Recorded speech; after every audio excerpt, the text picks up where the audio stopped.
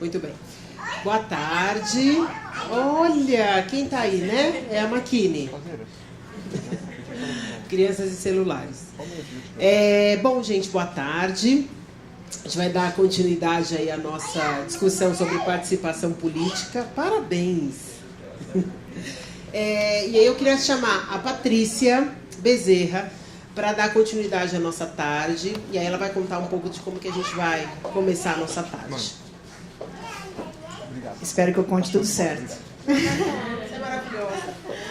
Agora a gente vai para o segundo momento, antes do terceiro momento, que tem o terceiro momento também. Então vocês têm que ficar aí ligados no que a gente vai fazer. Mas eu queria chamar a Amanda, que vem aqui para falar um pouquinho do movimento que ela... Vem cá, Amanda, pode vir. E para falar da plataforma que eles têm, que trata da questão de diversidade na política, que é um tema que também a gente tem que debater, que a gente tem que discutir, porque a gente ainda tem muitos segmentos com muito preconceito que ainda não entende qual que é a razão e a necessidade de representatividade também da diversidade na política brasileira, na política do Estado e na política do município. Então, Amanda, eu quero que você já tome o seu assento e você tenha aí o tempo que você precisar para você fazer a sua apresentação. Boa tarde, gente. Meu nome é Amanda Vitorino. Eu componho a Rede Feminista de Jurista. É um coletivo que trabalha com mulheres em situações de violência. Também a gente disputa a teoria do direito, porque o direito ele é um campo extremamente misógino, machista. Então a gente disputa narrativas do direito para fazer uma melhor defesa das mulheres e também ampliar as nossas vozes. Eu vou falar sobre fazer política além dos partidos e das urnas, que são formas que a rede encontrou de se manifestar politicamente, inserir mulheres além do voto e dos partidos. Sou eu. Se vocês quiserem seguir nas redes sociais, Amanda Vitorino, o e-mail. A partir de hoje também eu espero que a gente possa estabelecer laços e também, a partir de ideias de vocês, ideias nossas, a gente construa novos projetos. Não é uma narrativa só. A luta pelas mulheres ela é construída diariamente por cada uma que está presente.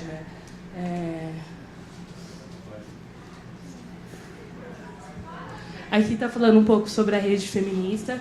Também estão os contatos da rede no Instagram. O nosso e-mail também pode ser falado. Encaminhamento de vítimas de violência.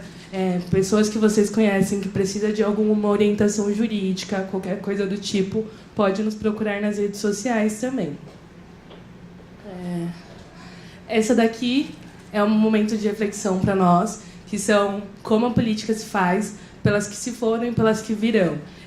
Ao lado está a Antonieta de Barros, que foi a primeira deputada estadual eleita negra do Brasil, em 1935. Ela foi eleita em Santa Catarina, que a gente já fala, que a gente imagina que é um estado extremamente racista, nos discursos a gente sempre tem um histórico de racismo, e ela é uma das percussoras das mulheres negras na política. Isso é muito importante para a gente e precisa sempre ser lembrado. Essa disputa da mulher na política e da mulher negra na política, ela precisa sempre ser lembrada. A mulher negra ela faz política antes da mulher branca. Porque quando a gente vê a história de Dandara, a história dos movimentos quilombolas, foram feitos através de lideranças também de mulheres negras. Então, isso é muito importante sempre ser ressaltado. Marielle também, que a gente ainda está na luta. Quem matou Marielle, quem matou o Anderson. E são pessoas que não pode se esquecer. A gente não pode esquecer da luta que foi construída e da luta que vai ser construída a partir dessas mortes também. Uma outra reflexão para vocês. Todas que estão aqui, elas trabalham com movimentos feministas de alguma forma. O seu feminismo, ele acolhe a mulher que limpou o banheiro da sua universidade? Ele acolhe as mulheres negras? Eles acolhem as mulheres com alguma deficiência? Acolhe a mulher refugiada? Ele acolhe todas ou ele é seletivo? A gente precisa pensar nisso. Agora, na hora do almoço, a gente estava indo, a Mafô estava com o carrinho da criança e a gente vê a dificuldade de andar com o carrinho. Imagine uma mulher com deficiência, como que ela se desloca pela cidade com uma cadeira de roda? A gente precisa colocar nas nossas pautas também pautas que não são só apenas de nossos interesses. A gente precisa acolher. Quando a gente pensa uma política de minoria, quando a gente pensa uma política da mulher, quando a gente pensa uma política imigratória, uma política de uma deficiente, a gente está pensando numa melhoria para o todo, né? É a partir das minorias que a gente consegue abarcar benefícios para a população. Para a gente, a política é mais que o exercício de votar e ser votado. A gente tem que começar a disputar a narrativa com as pessoas, além do processo do voto. As pessoas precisam enxergar que a política, ela é... Fazer política é você começar a dialogar, encarar a humanidade, a população como um todo, como algo fraterno. A origem da palavra é cidade e bem comum. Então, significa que é você fazer o bem comum para todos. E como que a gente tem feito a política, da política um bem comum para todos, se a gente tem encarado a política como um processo partidário ou um processo eleitoral? Como a gente consegue disputar essa melhoria? Como a gente consegue fazer essa melhoria? E é essa questão que a gente nos coloca a pensar, né? É mais do que legislação, é mais que constituições. Porque a gente tem boas leis. Não adianta falar que nós não temos boas leis. Quando a gente olha a Constituição brasileira, ela é uma das mais avançadas do mundo em questão de do social, do desenvolvimento social. Então, a gente precisa começar a fazer melhorias a partir daquilo que já está posto. Se existe, por que nós não colocamos em prática? Por que a gente não consegue aperfeiçoar esse processo? Aí, a Arendt, ela fala que hoje o nosso modelo de vida ele não é compatível com fazer política. Por quê? A origem da política na Grécia era o espaço público onde havia o debate de ideias. Hoje a gente tem poucos momentos assim. Por quê? Porque o nosso cotidiano impede que a gente dialogue com as outras pessoas. Ele impede que a gente tenha 5 minutos de conversa sem ser uma cobrança. Ele não permite que a gente tenha uma conversa mais profunda com o outro, que a gente entenda a necessidade do outro. Geralmente, quando as nossas relações são muito superficiais. Se a gente conta pessoas que a gente tem conversas profundas, são 3, 5 no máximo. Isso se resume a meia hora por dia, porque o resto a gente tem que trabalhar. A gente tem que estudar, a gente tem que se aperfeiçoar enquanto pessoa para atingir um ideal de sociedade que não atinge os nossos objetivos. A gente trabalha apenas para o capital, a gente não trabalha para o social. São poucas pessoas que conseguem fazer uma ligação entre as atividades sociais que se desenvolvem e agregar isso como valor econômico para a sua vida. Geralmente militante é uma terceira atividade. Tem a primeira que tem que pagar os boletos, a segunda que é para ter um padrão de vida mais tranquilo, e a militância é porque você realmente acredita. Você fala assim, não, eu acredito que existe uma forma de mudar, de fazer acontecer, e é preciso fazer. Quando a gente olha as nossas vidas, não sei a origem de cada um que está aqui, mas cada um tem um momento na história que fala assim, nossa, como a minha vida melhorou a partir de dado momento. Independente do privilégio que você tenha hoje, você reconhece uma melhora. Eu falo isso enquanto mulher negra e periférica, que eu vivi boa parte da minha vida na periferia, quanto a minha vida melhorou. Mas isso melhorou porque existiram políticas públicas, existiram grupos que desenvolveram e despertaram em mim a necessidade de uma mudança social. E a gente, enquanto grupo de mulheres, temos que fazer isso, despertar uma mudança social em tudo, né? É mais ou menos isso.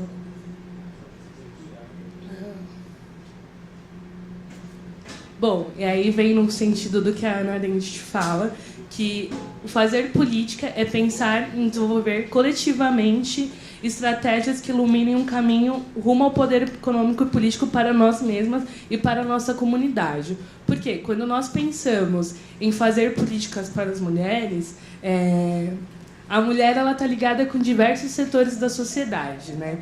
Quando a gente fala em educação, geralmente a gente atribui a responsabilidade para a mulher de criar os filhos. Hoje a gente está mudando um pouco essa linha de pensamento. Mas se atribui a ela, né? Mais de 40% das mulheres hoje são responsáveis pelos lares. Então, quando a gente também pensa em política de habitação para a mulher, a gente está pensando na política de habitação dos filhos dessas mulheres. A gente tem que começar a ver esse projeto de política, de tomada de decisão, não para agora, mas para um futuro. Porque, geralmente, a gente coloca os filhos, as crianças, que a gente chama de futuro da nação, como responsabilidade das mulheres. Se a gente coloca isso como futuro da nação, responsabilidade das mulheres, virando as costas para as mulheres, não tem como a gente querer que tenha uma sociedade melhor no futuro. Porque a raiz de tudo, a gente está desperdiçando, na verdade. As formas que a gente encontra e que a gente faz enquanto rede feminista jurista para fazer política além dos partidos das urnas. Uma das principais atividades é o acompanhamento de audiências públicas. As nossas membras, algumas também participam de conselhos municipais, acompanhar as sessões legislativas, acompanhar um eleito e acompanhar as tarefas desse eleito. Existem alguns aplicativos na prefeitura, alguns aplicativos que eu recomendo para vocês, eu vou começar a falar o nome aqui, que vocês podem acompanhar um candidato da escolha de vocês, para que você também possa cobrar. A gente tem que acompanhar os eleitos. A Prefeitura de São Paulo, a Prefeitura e a Alesp, eles disponibilizam um Fiscaliza Cidadão, que são todos os deputados que são eleitos. Você vai lá, clica, você vê quais são os projetos de lei, você vê quantos servidores eles têm, os gastos do gabinete, todos os projetos de lei do deputado, você consegue acompanhar. Além disso, também, a gente tem um aplicativo chamado Legislativo Digital. Esse aplicativo Legislativo Digital, você acompanha por cidade os projetos de lei também vigentes em cada lugar. A Câmara dos Deputados também, no site da Câmara, eles têm vários acompanhamentos de projetos de lei. Alguns deputados, eles disponibilizam que você possa fazer complementação a um texto de projeto de lei. Você vai lá, lê um projeto de lei e você fala, isso daqui está errado, isso aqui não está abarcando o interesse da minha população. Como eu faço? Alguns deputados, eles disponibilizam lá e você vai lá e complementa o texto de projeto de lei. Alguns projetos já têm essa participação popular. E o deputado, quando vai fazer a redação, ele aplica para você os créditos, que você também contribuiu na escrita desse projeto de lei. É muito importante isso, porque a gente vê diversos projetos de lei aí que não atendem aos nossos interesses, ou que, ao contrário, nos prejudica.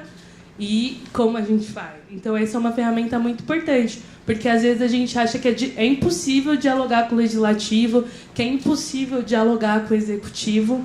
A gente tem essa dificuldade, a gente às vezes os próprios eleitos, alguns, não todos, mas eles se colocam numa posição de pedestal, que eles esquecem que eles estão ali para cumprir um trabalho para a população, que na verdade eles trabalham para nós, não ao contrário. A gente vê isso quando eles se beneficiam, da possibilidade de criar leis que autorizam os aumentos de salário, mas que, ao mesmo tempo, corta gastos na educação, que corta gastos na saúde, mas liberam lá 12 carros blindados para um cara que é eleito, que fala que vai fazer guerra ao crime organizado, que fala que vai fazer guerra no sistema penitenciário, que vai cortar todos os benefícios sociais que tem de processo de inclusão de um preso. Mas aí a gente coloca, metade da população gostou do discurso de bandido bom é bandido morto, gostou do discurso do indulto de Natal. Mas a gente tem que começar, a partir dessas falas e a partir dos projetos de leis que são postos, começar a fazer uma análise, um fluxograma mesmo, de quanto que isso vai impactar nas nossas vidas. Porque, obviamente, ninguém gosta de criminalidade. Obviamente, todo mundo quer um alto investimento de segurança pública. Mas em São Paulo, falando de São Paulo, quantos de nós vivemos em 2000 e vimos o PCC tocando terror na cidade de São Paulo? A gente não pode fechar os olhos e desacreditar que hoje existe um crime organizado e que ele comanda ainda dentro das cadeias. E aí, a partir do momento que a gente fala que o cara está lá, que vai acabar com todos os benefícios de um presidiário, eu não duvido que possa ter um 2006 novamente. Vocês duvidam? O cara está comprando 12 carros blindados por quê? Eu não tenho dinheiro nem para comprar arma, que eu também não compraria, mas também não tenho dinheiro para o carro blindado. Então, esse tipo de provocação que eu estou fazendo aqui é a provocação que vocês precisam fazer com as pessoas que vocês trabalham. Porque a gente sempre olha o imediatismo, a gente sempre olha o hoje, a gente tem dificuldade de analisar os processos para além daquilo que nos é posto. E política, para a gente, o grande ganho da política é pensar a política através de tomada de decisões de problemas atuais, mas que eles se perdurem na ação do tempo. Que essa política que hoje é feita, a lei que é feita hoje, ela não precisa ser reformada 20 vezes. Não precisa ser revisto o projeto de lei, não precisa ser posto uma emenda. A gente tem capacidade para fazer uma coisa bem feita de primeira. A gente precisa começar a fazer isso. Porque a gente fala, a nível de Brasil, que a gente é governado por medidas provisórias. Não é verdade? A gente é governado por medidas provisórias. Quantos projetos de lei tem em andamento? Ou agora a gente daqui a pouco vai falar do projeto da escola sem partido, né? Quantas vezes apresentaram emendas e substitutivos ao projeto da escola sem partido? Ou... O mesmo absurdo que também foi posto é de que não tenha mais atendimento público à vítima de violência sexual. Quando a gente valida uma pessoa como essa, elege uma pessoa como essa, a gente tem que começar a fazer um exercício contrário de que, além dos benefícios que ela diz que proporciona, quais são as políticas que vai acarretar na nossa vida. A Angela Davis, no livro Cultura, Política e Mulheres, ela fala de um projeto de lei que o Reagan, na época, apresentou, que era de políticas imigratórias, que eles consideravam que era um processo de anistia para os imigrantes. E o que acontece? Ela questiona isso, porque às vezes a gente olha num projeto e fala assim, nossa, esse projeto vai ser bom. Era o que apresentava na época, nossa, vai começar a dar anistia para os imigrantes ilegais. Só que eles colocavam tantos critérios para que as pessoas entrassem dentro de um processo de anistia imigratória, que no final você mais acabava condenando os imigrantes ilegais do que dando acesso para eles à migração legal. Então a gente tem que começar a fazer esse exercício, de despertar isso, não enquanto militante, não enquanto uma pessoa que trabalha na área. A gente precisa começar a despertar isso na população comum, na tiazinha que se encontra no metrô, na mulher que trabalha com você no restaurante. Nas eleições mesmo eu estava ficando louca, porque todo canto que eu andava tinha alguém que falava do coiso. Todo canto que eu andava alguém falava, nossa, mas ele disse que vai fazer isso e tal. E eu vou falar o quê? Gente, às vezes, quem votou, a gente fala assim, é má fé. Nem todo mundo que votou num cara desse age por má fé. Nem todo mundo que votou agiu porque é uma pessoa ruim. Votou por desconhecimento, votou porque a gente não conseguiu acessar. A disputa, ela tem que ser diária e às vezes começa dentro do nosso próprio lar. Eu falo isso porque a minha mãe, boa parte da vida da minha mãe, ela também foi empregada doméstica, ela não reconhecia o papel dela, ela não reconhecia esse papel.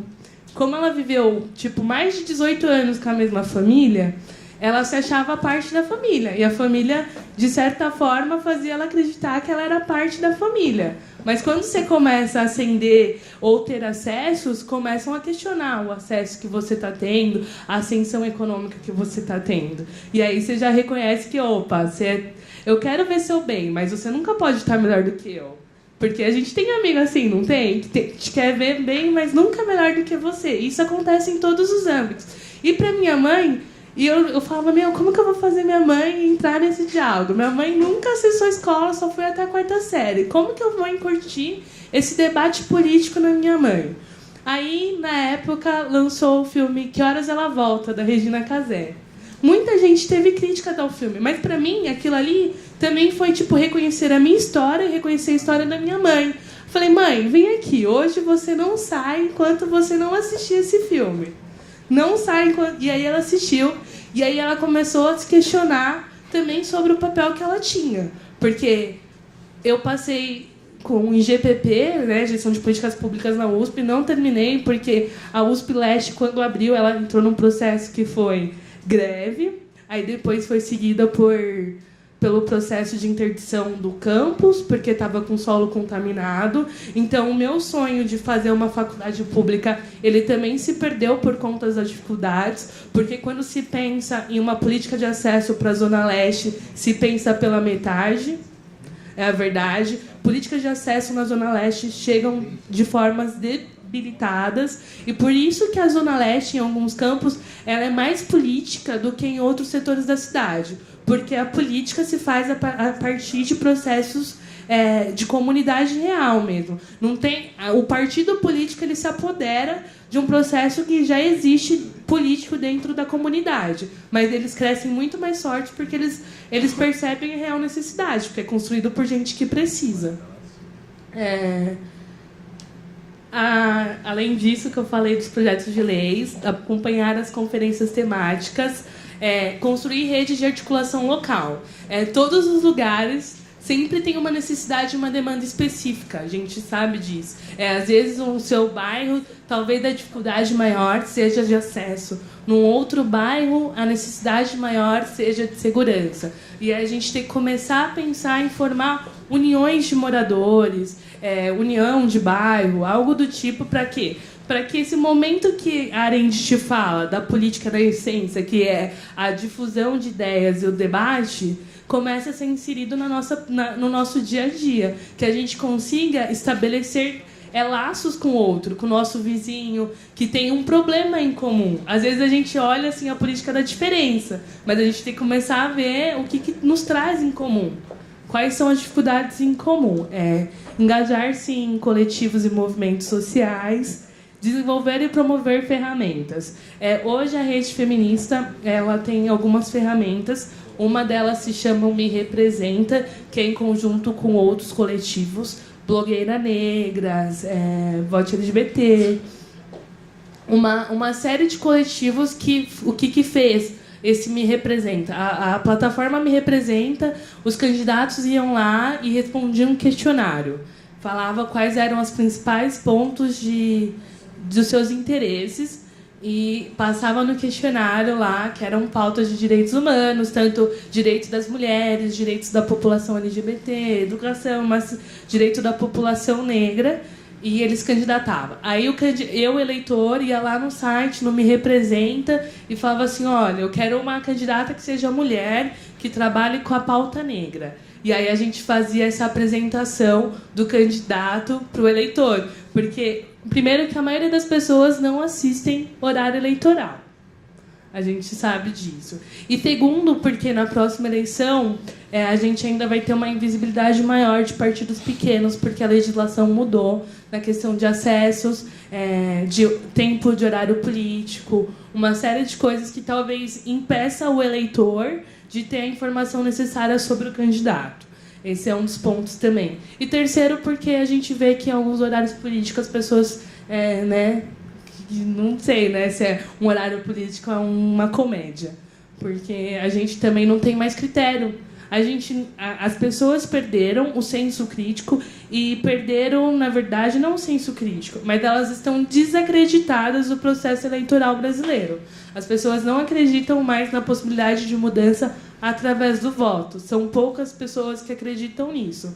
Então, qualquer pessoa que tenha um discurso que, sei lá, em algum ponto é engraçado ou que me comova de alguma forma, eu vou escolher como candidato. Eu não preciso mais pensar. Eu não preciso mais desenvolver um raciocínio lógico para identificar se aquilo que a pessoa está falando vai me atingir ou não. Ou como que vai me atingir. Se vai me atingir de forma positiva ou de forma negativa.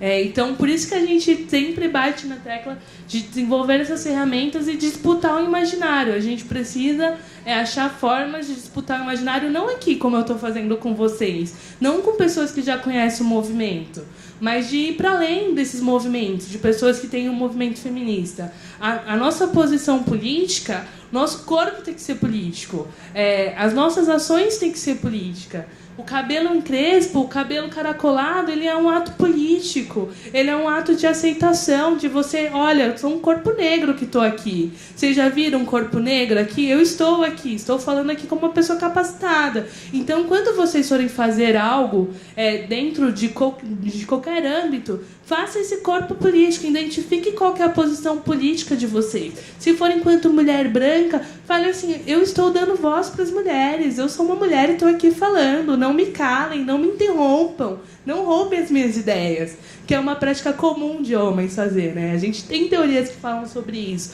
Toda vez que uma mulher vai falar, tá num grupo de homens, sempre tem um cara lá que interrompe, a mulher vai falar. A mulher vai falar, vai lá e interrompe. Não, deixa eu falar, você tá falando demais. E a mulher não consegue concluir uma única fala. Mas tem alguém lá sempre interrompendo ela.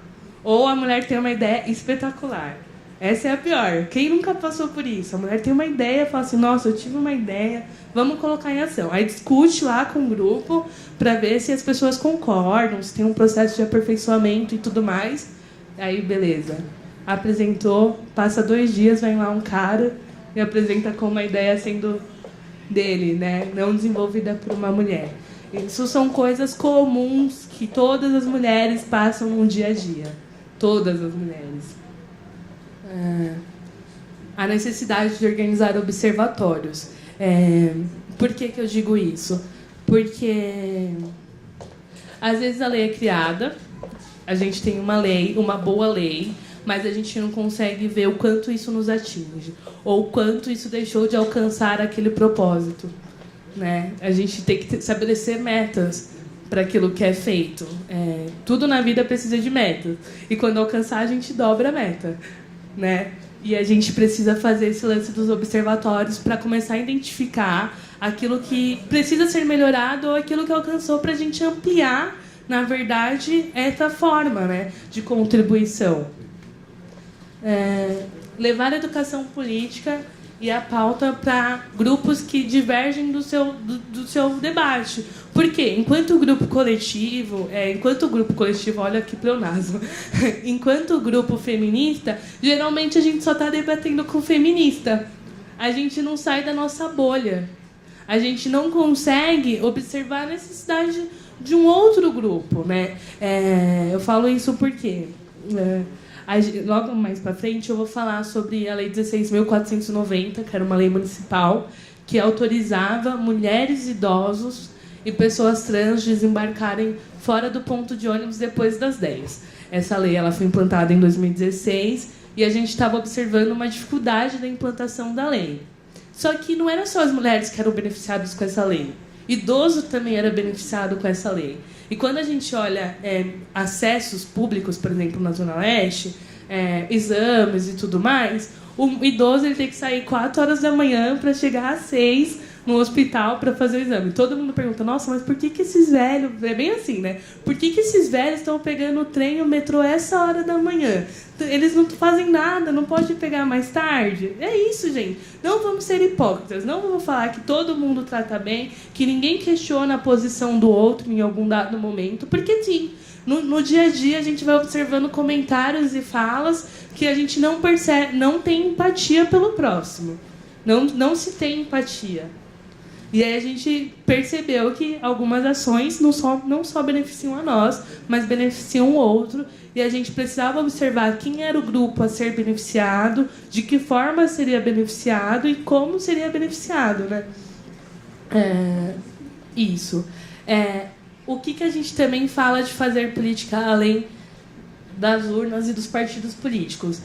A rede feminista, hoje a gente tem uma forma de estrutura organizacional que a gente dividiu a rede em 3 eixos, que é o eixo de atendimento jurídico, o eixo de advocacy e o eixo de educação. O eixo de atendimento jurídico, a gente dá uma orientação inicial para as mulheres que sofrem algum tipo de violência relacionada a gênero, seja violência sexual, violência sexual, virtual, algo do tipo, ameaça. E o que acontece? A gente percebeu que os nossos atendimentos e as nossas orientações, elas são dadas num A mulher não tem coragem de procurar, por exemplo, a delegacia para fazer a denúncia. Ela não foi no médico ainda, não de fato não procurou os órgãos institucionais para fazer essa denúncia. E geralmente também quem nos procurava não era a própria vítima, era uma amiga da vítima, era um parente da vítima, alguém muito próximo à vítima que vinha e falava assim, olha, está acontecendo isso. Como que eu falo para minha amiga que ela está sofrendo um tipo de violência? Ou o que eu falo para ela que ela pode estar fazendo para superar essa violência? Esses são os nossos dados do primeiro semestre. A gente atendeu 158... a gente deu 158 orientações no primeiro semestre. Essa atividade já é desenvolvida pela rede desde 2016. Hoje a gente já está em um número aproximado a 600 atendimentos. Em alguns casos a gente faz um encaminhamento para uma rede de acompanhamento psicológico, ou nós fornecemos um aporte jurídico para a pessoa, para ela seguir pelas vias institucionais as denúncias. Aqui são os temas de atendimento. Quais são os motivos pelos quais as pessoas mais nos procuram, né? Filhos, a gente fala que é o processo de guarda, né? Muito das pessoas que nos buscaram foram para ver como se dá o processo de guarda ou alienação parental, esse tipo de casos. Violência doméstica é o campeão, e violência sexual. E aí outros temas que têm vindo até nós também. A questão do divórcio. Hoje a gente tem a rede, como ela é uma das pioneiras nessa disputa por uma tese jurídica feminista, algumas pautas a gente já tem um reconhecimento. Por exemplo, o crime virtual, que a gente não gosta de dar o nome de pornô de vingança, porque às vezes um vídeo que é divulgado, a mulher nem estava lá fazendo pornô, gente. Todo mundo tem uma relação sexual dentro do seu... As pessoas que têm relações afetivas geralmente têm relações sexuais. Isso não é pornô, é normal. A gente tem que encarar também a normalidade das relações sexuais. Então, por isso que a gente não gosta de adotar o nome de pornô de vingança. Pra gente não é pornô de vingança. É divulgação de imagem sem consentimento mesmo. Essa é o eixo da educação, que a gente promove... os diálogos sobre os nossos temas, que é violência de gênero, crime sexual e virtual, tanto para professores de escola pública, que a gente acredita que eles são reprodutores em sala de aula do nosso tema, e quanto para alunos. A gente faz os dois caminhos, né? A gente abre a roda de conversa para os alunos tirarem as suas dúvidas e também trabalham com os professores para eles começarem a identificar algumas questões de violência, de comportamento, de ensinarem aos seus alunos a perceberem isso dentro dos seus lares, né? Os professores, quando a gente olha notícias, assim, por exemplo, o pai foi denunciado, o padrasto foi denunciado, isso geralmente se dá através da escola. Diversas reportagens você vê que o aluno viu alguma coisa na sala de aula, ele foi lá e falou para a professora. Então a gente reconheceu isso como um ponto importante para fazer esse debate da violência, o debate feminista e tudo mais. Aqui é o eixo de advocacy. O eixo de advocacy, o que nós trabalhamos no eixo de advocacy? Que é a elaboração de parecer técnico de PL. Existe um projeto de lei lá, a gente começa a acompanhar, olha o texto e começa a ver as possibilidades do que é bom, o que é ruim e o que pode ser melhorado nesse projeto de lei. Um dos exemplos que eu coloquei é o projeto de lei 5.452 de 2016, que a gente encaminhou para a Secretaria da Mulher da Câmara dos Deputados, que hoje, né, nesse ano, ele resultou na tipificação da divulgação de cena de estupro ou de cena de estupro de vulnerável e cena de sexo ou pornografia. Nós não tínhamos a tipificação daquilo que popularmente as pessoas chamam de pornô de vingança, mas a gente, na época que começou a tramitar esse projeto de lei, né, a gente colocou os nossos pontos, e um desses artigos aí foi elaborado com parecer técnico da Rede Feminista de Juristas. A gente também hoje elaborou o parecer técnico da Escola Sem Partido, porque Escola Sem Partido ou a escola que a gente chama de escola livre, que é o que a gente entende, não pode ser uma escola sem partido, mas uma escola livre, que limita o debate de gênero. As pessoas, o senso comum, quando o conservadorismo, não sei o que falar, quando fala em debate de gênero, as pessoas elas deduzem que a gente está falando simplesmente das relações homoafetivas, dos transgêneros, né? E a gente entende que falar de gênero também é falar sobre a diferença salarial entre mulheres e homens. Isso também tem que ser posto. Se é gênero, quando a gente fala da relação homem-mulher, a gente está falando de gênero. E por que a gente vai barrar esse debate na escola? Isso é muito importante para as pautas feministas. Como que a gente vai barrar a participação política dentro da escola? Como que a gente vai falar, olha, a mulher não tem voz, a mulher não é eleita, a gente representa 52% do eleitorado, mas a gente não ocupa 18% em determinada esfera. Então a gente começou a fazer essa disputa narrativa distinta. A gente elaborou um parecer com base no CEDAW, que é a Convenção de Direitos do Belém do Pará. A gente elaborou com base na Constituição. Então, todas as nossas disputas, todos os nossos pareceres técnicos, eles são baseados mesmo nessa disputa do direito mesmo. Existe uma lei, olha, vocês estão desrespeitando essa lei. Porque, geralmente, quando as pessoas vão falar... as pessoas que não são especialistas no tema vão falar sobre determinados assuntos, elas vêm com essa ideia do achismo, elas vêm com o senso comum que é posto na mídia, né? Hoje a gente está tendo uma ascensão de um conservadorismo, de uma ultradireita, não sei se é ultradireita, eu não entendi ainda que momento a gente está vivendo, na verdade. Eu estou tentando digerir todas as informações, assim, independente da posição ideológica, porque a gente precisa entender quais são os mecanismos que vão nos reger no futuro, assim. Então, eu estou tentando entender.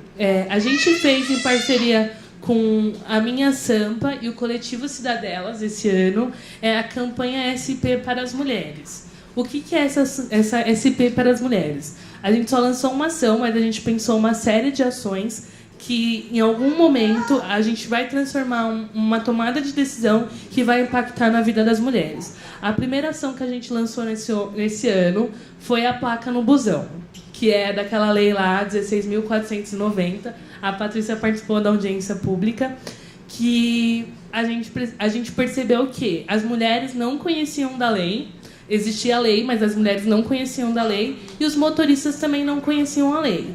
E a gente falou, poxa, a gente tem uma lei legal que não envolve orçamento público, porque a gente também adotou estrategicamente buscar mudanças que não dependam do orçamento público. Porque tudo que depende do orçamento público vai ter que ter aprovação do orçamento, vai ter que ter uma série de ações. Então a gente falou assim, não, quais são as possibilidades que a gente tem de proporcionar mudanças que façam alguma diferença? Nossa, falta 3 minutos, gente. Desculpa. Estou falando demais. E aí resultou nessa plaquinha aqui, ó. Que todos os ônibus hoje, em São Paulo, já tem a plaquinha falando sobre a autorização das mulheres, idosos. Eu lembro que na audiência pública eu falei que essa plaquinha estava errada. E ainda ela tá. Ela foi assim. Por quê? Porque a lei e o decreto fala de pessoas trans. Eles omitiram isso. Na audiência pública, eu citei isso. Mas falaram que iam mudar e tal. E quando começou a sair, saiu assim. Só falando de mulheres e idosos. Isso daí eu não sei o que é. Se foi um descuido de não terem mudado, ou se foi uma omissão de má fé. Eu não posso falar isso, né? Porque estão gravando. Mas, no meu ponto de vista, pode ser sim, entendeu? Porque as pessoas, elas tendem a invisibilizar o trans. Elas invisibilizam o trans. Eles querem que o trans esteja submetido à violência. A verdade é essa. Aqui a audiência pública, a Patrícia está bem ali no meio, ó, participando. E aqui a SP Trans começou a fazer uma campanha de divulgação da lei antes da implantação da plaquinha. Então isso é a nossa maneira de fazer política além dos partidos e das urnas. O que hoje a gente tem de ferramenta também dentro da rede feminista que faz? O Me Representa, que é o que eu falei para vocês, que mapeia candidatos pró-direitos humanos. O Treta Aqui, que a rede lançou em alguns, junto com outros coletivos, que era para comunicação direta de violência relacionada a crimes de ódio durante a eleição. Então, você denunciava anonimamente um candidato que tinha um discurso de ódio. Aí a gente caminhava para o Ministério Público Federal. A campanha que tinha um discurso de ódio discriminatório. O ACODE também é um serviço da rede, também em parceria com outros coletivos, que é para o acolhimento e orientação de pessoas que sofreram agressões por motivação política. E o nosso tratado especial era para pessoas negras e para as pessoas homossexuais ou de uma diversidade de gênero ou de escolha de opção sexual diferente do que aquilo que é posto como normativo, né? O Vote por Mim, que foi uma campanha nossa, o que foi o Vote por Mim? A gente percebeu que tinha muitos relatos de dor mesmo, de angústia, um sentimento de angústia durante essas eleições. Então, a gente lançou a campanha Vote por Mim, que as pessoas iam lá e falavam um discurso, falavam assim, olha, eu preciso que você vote por mim, porque determinado candidato vai lá contra o meu interesse, e, tipo, isso me dói por conta disso, me dói porque eu já sofri isso. E a pessoa ia lá e publicava anonimamente para a gente despertar esse sentimento de empatia no outro. E a gente fez a produção para o relatório para a OEA, que a gente fez junto também com a ACODE, o ACODE também fez, mas a rede também produziu, pela campanha do Vote por Mim, um observatório de violência nas eleições. Então, todos os discursos a gente via qual era o tipo de violência que a pessoa estava sofrendo e tudo mais, e nós encaminhamos para a OEA. Por que a gente precisa falar de política? Porque, para as mulheres, né? A gente precisa de uma agenda feminista, porque a gente tem que falar de ampliação de programas de moradia, porque muitas das mulheres são responsáveis hoje pela manutenção do próprio lar, porque a gente precisa falar de equiparação salarial, porque a gente precisa pensar em creche em tempo integral, né? A gente precisa ver esse deslocamento, a gente precisa ver a questão da descriminalização do aborto, porque são as mulheres marginalizadas que mais sofrem o efeito da criminalização do aborto, é a mulher pobre, é a mulher negra que sofre esse efeito, porque a mulher ela é branca, de classe média, que ela tem acesso, ela vai numa clínica que ela não corre o risco de morrer. Entendeu? A gente precisa falar disso. A gente precisa falar da lei do planejamento familiar. Por que a mulher precisa da autorização do marido para fazer o processo de laqueadura? Né? Por que depende ainda da autorização do marido? E se esse processo for em conta de um câncer? A mulher ainda precisa da autorização do marido para retirada do útero? A gente precisa começar a discutir isso. Então, isso, para a gente, também é incluso dentro de uma pauta de gênero. A gente precisa pensar em inclusão social. A gente precisa pensar em transporte. Acho que, não sei se as meninas vieram aqui, mas tem o Sampapé. As meninas do Sampapé, elas fizeram um compilado de informações. Elas viram que o caminho do homem é linear. O homem sai do trabalho e vai direto para casa. A mulher tem que passar no mercado, a mulher tem que buscar o filho na escola, a mulher tem que isso, a mulher tem que aquilo. Então, a gente precisa pensar no transporte público também a partir de uma perspectiva feminina para dar esse acesso. A gente precisa pensar em segurança pública. Por que a gente precisa pensar em segurança pública? Porque não para além da violência, mas para o resultado, para outro polo. Porque quando a gente vai ver uma fila de porta de cadeia, quando a gente vai ver uma fila de jumbo, quem está lá são as mulheres. Se a gente não pensa em uma segurança pública, se a gente não investe em educação, o respingo desse setor vai impactar na vida da mulher. É a mulher que vai lá dar aporte para o filho quando o filho faz alguma coisa que é errada. Não é ninguém mais, é a mulher que sofre esse impacto. É a mulher que perde o filho negro, o genocídio está aí. São essas famílias, são as mulheres que perdem seus filhos e sofrem mais essas dores. Essas mulheres têm estudos de alto índice de suicídio, de a saúde mental totalmente debilitada. Então, a gente precisa pensar todos esses pontos a partir de uma perspectiva feminina. É isso, gente. Obrigada. Obrigada, Amanda, pela sua contribuição, pelo trazer o seu lugar de fala, né, para acrescentar essa diversidade para o debate. Eu vou abrir para perguntas, se alguém tiver. A gente vai ter 7 minutos agora, por conta do tempo que a gente passou um pouquinho. Então, vou pedir que seja objetiva na pergunta para a Amanda também poder ser objetiva na resposta e a gente passar para o próximo bloco. Então, não esquece de falar o seu nome de novo para a gente gravar. Meu nome é Mariana Luz. Amanda, eu queria fazer uma pergunta. Você disse, no momento da apresentação, que sobre as eleições você ainda estava tentando entender o processo, né? Então, eu queria a sua opinião, assim, sobre isso, porque ontem até estava conversando e eu tinha para mim que essas eleições foram frutos de uma série de questões, mas uma delas também de ignorância, né? Não tirando inúmeras pautas que tem, que eu sei que existem mesmo, desemprego, enfim, uma série de coisas. Mas para mim que eu acho que a gente deveria focar também nesses ignorantes. Quando eu digo nos ignorantes, não só em política, mas em questões raciais, em questões machistas, em todos esses recortes, né? Que eu acho que tudo isso encaixa. E aí eu queria saber o que você acha sobre isso. Por que você acha que nós tivemos esse governo de extrema direita, e não só o presidente, mas um Congresso extremamente conservador eleito também, apesar de todos esses movimentos de resistência contrários? Boa tarde, Mariana. Vamos lá. Para mim, o principal fator que fez essa eleição ter esse resultado é, sim, fruto da ignorância e não só de um antipetismo. A gente falava isso na hora do almoço. Para mim, esse é o principal ponto, porque não tem como eu falar com a tiazinha que mora na feira, que foi beneficiada por um programa do PT, que ela é antipetista. Por que não? Ela não é antipetista. Ela, em algum momento, ela concorda com as políticas sociais do PT. Mas as pessoas, elas estão cansadas. Elas estão cansadas por todos os fatores ruins que a gente tem convivido. E o que esse governo que foi eleito agora, ele fez? Ele separou, ele puxou os eleitores com base nas diferenças. E aí, quando eu falei agora, no meio da minha fala, que a gente precisava encontrar o ponto em comum, não um ponto de divergência entre nós. O que a gente precisa pensar quando a gente pensa em política? É muito utópico falar, mas a gente precisa encarar a sociedade como uma grande família.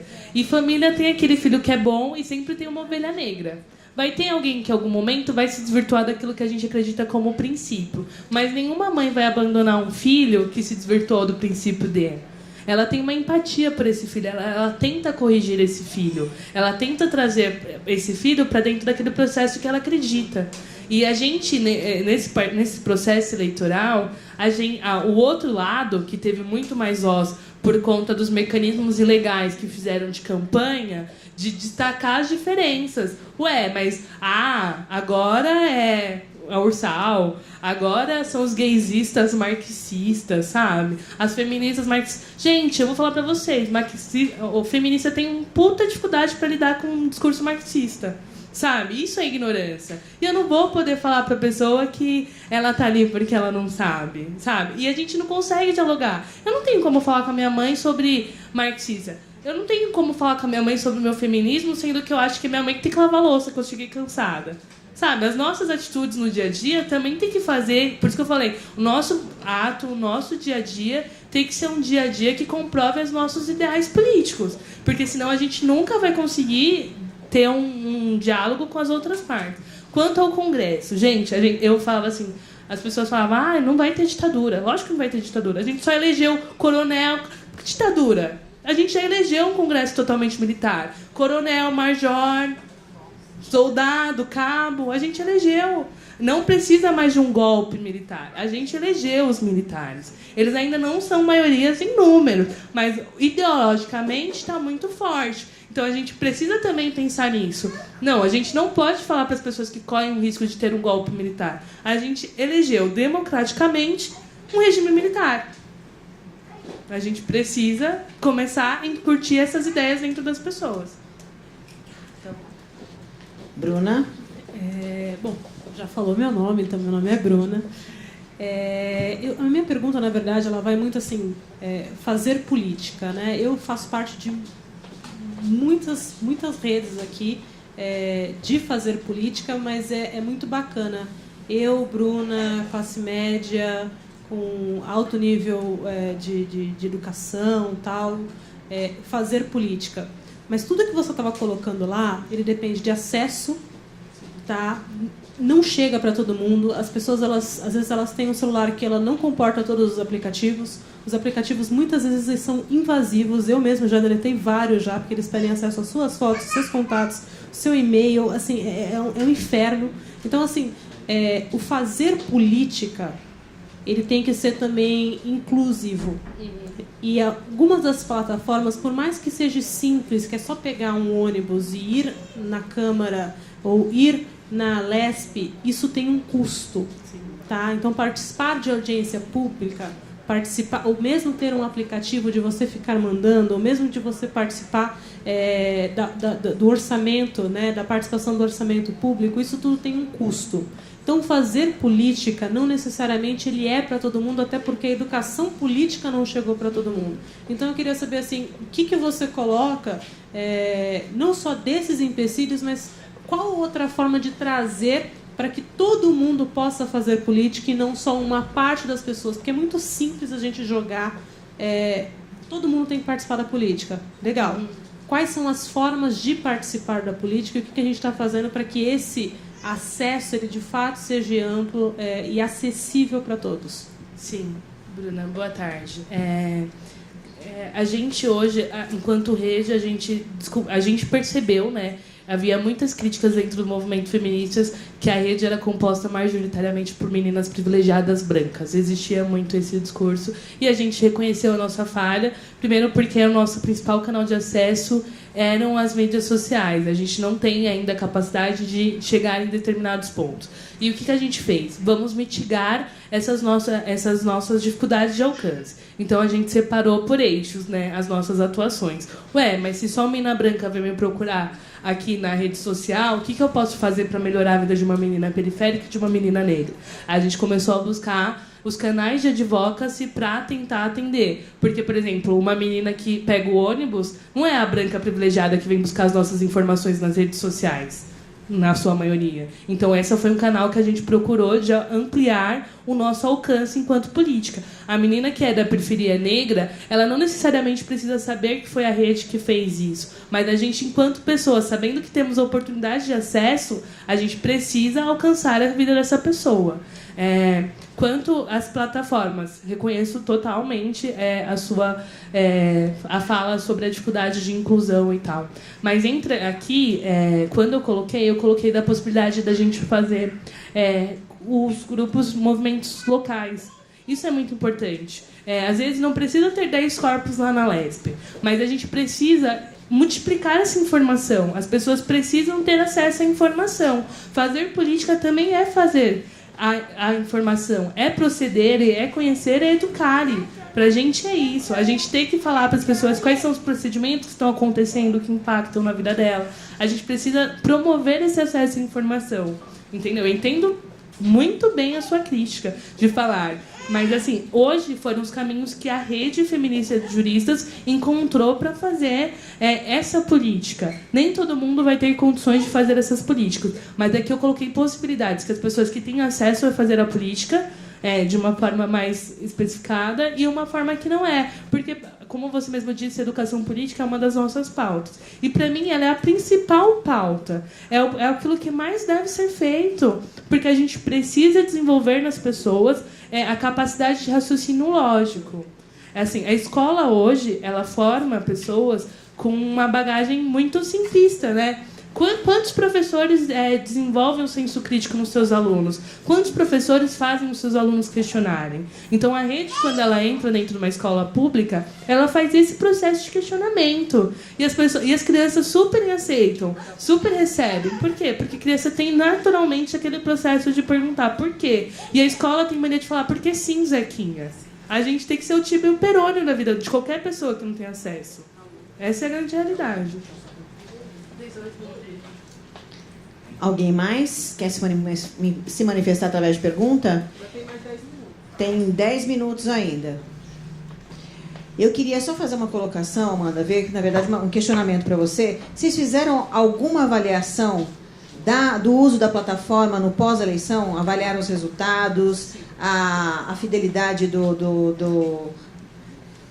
do material mesmo, do aplicativo, se ele foi eficaz, como que foi o pós-eleição para vocês em relação à plataforma, porque ela era uma novidade nessa eleição, certo? Não era uma novidade, hein? Não, ela já tinha... De 2016? Nas eleições anteriores já existia a plataforma Me Representa. E qual que é o processo de avaliação de vocês no pós-eleição? O que a gente avaliou foram a quantidade de pessoas eleitas que estavam na plataforma, a quantidade de acesso e as pautas que foram postas, como a gente entendia que era de direitos humanos, e a proporção de pessoas que estavam na plataforma que foram eleitas. Foram basicamente isso. Eu não tenho os dados aqui, mas se vocês quiserem acessar, acessem a página do Me Representa no Facebook, ou mande e-mail, eu mandei aqui. Eu sou totalmente aberta à comunicação e eu posso disponibilizar isso, mas a gente teve resultados super, super positivos. É porque, por engano, eu acho que eu não coloquei. Vocês têm como falar assim, que a plataforma foi determinante na eleição de determinados candidatos que não tinham outros mecanismos? Dá para afirmar isso? Ah, sim, sabe por quê? Porque, assim, quando a gente fala, por exemplo, em candidatura de mulheres, a gente percebe que no processo eleitoral, a mulher ela tem menos investimento do partido político para fazer campanha. E muitas das mulheres que estavam na nossa plataforma, elas não tinham esse poder econômico, esse investimento do partido. E as mulheres, que eu acho que uma das mulheres que tinha um pouco investimento, assim, ela teve uma projeção, foi uma das maiores buscadas dentro da nossa plataforma, assim, que mais apareciam dentro daquilo que a gente acreditava que ela defendia de interesse. Acho que deve ter sido a Érica Malunguinho. A Érica e uma do Rio. Eu não lembro o nome, eu não sei se era Thaís. A Thaís Ferreira? Acho que tá.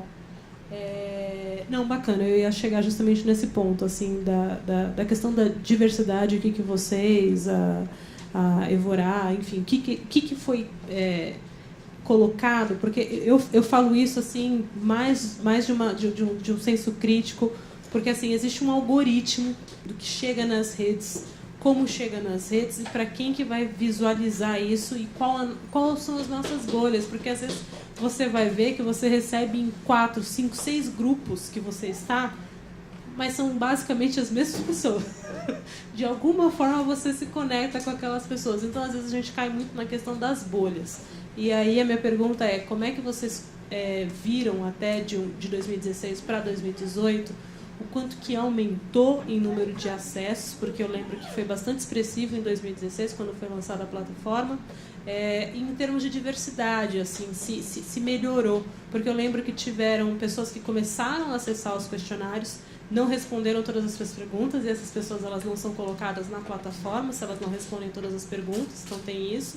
E das pessoas assim que acessaram, se vocês viram que tinha alguma conexão com pessoas que já tinham acessado em 2016 e o quanto que aumentou isso em relação a 2018.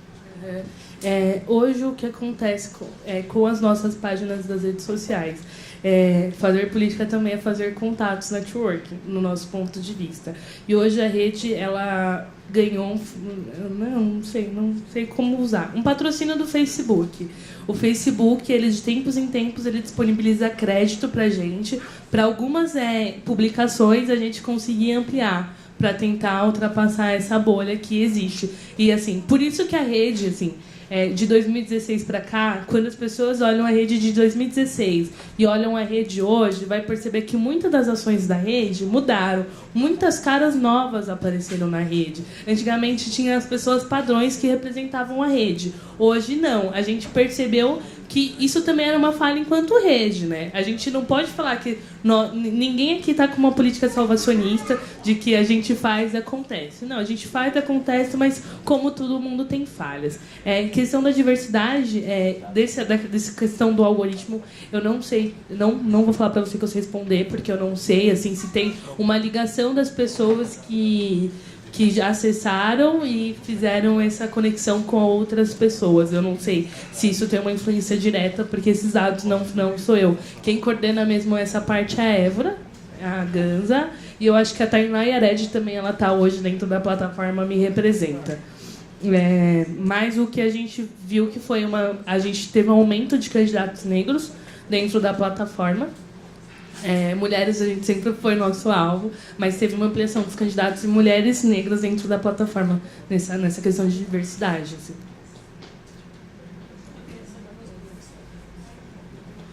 Acabou? Tem mais alguém? Você quer fazer alguma fala de fechamento, Amanda? Não, fazer uma conclusão? Muito obrigada, gente, pela paciência. Às vezes eu tenho medo de falar assim pra quem é já ativista, porque eu falo, eu tô falando mais do mesmo, né? Às vezes eu tô falando coisas que todo mundo, de alguma forma, já faz, assim. Mas a rede, a Amanda também, ela está aberta para futuras parcerias, para aquilo que vocês tiverem como sugestões de aperfeiçoamento do processo político e do convívio em sociedade. Só mandar e-mail, mensagem, estamos totalmente dispostas. Certo? Obrigada, Amanda. Obrigada pela iniciativa. Obrigada por, de alguma forma, impulsionar o protagonismo dessas mulheres, né? Sejam elas trans, sejam elas negras, enfim, dessas mulheres que a gente precisa mesmo que estejam se colocando e tomando seu espaço no lugar de fala e também assumindo as esferas de poder, que é extremamente importante. Obrigado, parabéns e siga em frente. Mafô, é seu, da Dani.